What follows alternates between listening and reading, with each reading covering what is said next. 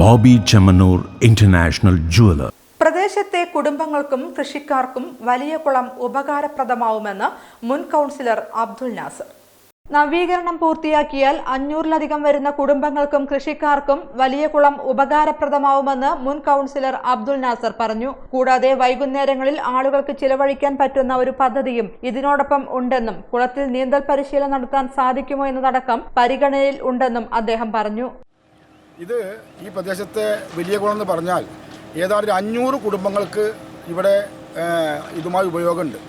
കാരണം അപ്പുറത്ത് അയ്യപ്പൻകാവാണ്, ക്ഷേത്രമാണ്, അപ്പുറത്ത് നമസ്കാരപ്പള്ളിയുണ്ട്. അതുപോലെ ഇവിടെ സാധാരണ മനുഷ്യർ ഇടത്തരക്കാർ താമസിക്കപ്പെടുന്ന, അതിലും താഴ്ന്നൂർ താമസിക്കപ്പെടുന്ന പ്രദേശമാണ്. അപ്പോൾ ഈ കുളത്തിനെ എല്ലാവരും ആശ്രയിക്കുന്നതാണ്, ഇവിടുത്തെ കൃഷിക്കാരും ആശ്രയിക്കുന്നുണ്ട്.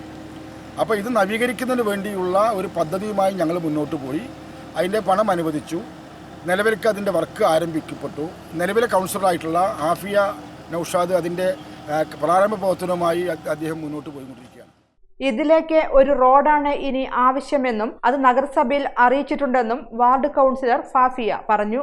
പണി ചേർന്നൊക്കെ എടുത്ത് നല്ല ഗംഭീരമായി നടന്നുകൊണ്ടിരിക്കുകയാണ് പണികളൊക്കെ. ആളുകളെല്ലാം, നാട്ടുകാരെല്ലാം ഭയങ്കര സന്തോഷത്തിലാണ്. ഇനി ഇതിലോട്ടുള്ള ഒരു വഴി മാത്രം റെഡിയാവാനുണ്ട്. അതിന് തന്നെ എഴുതി കൊടുത്തിട്ടുള്ളതാണ്, അതുകൂടി ആവാനും.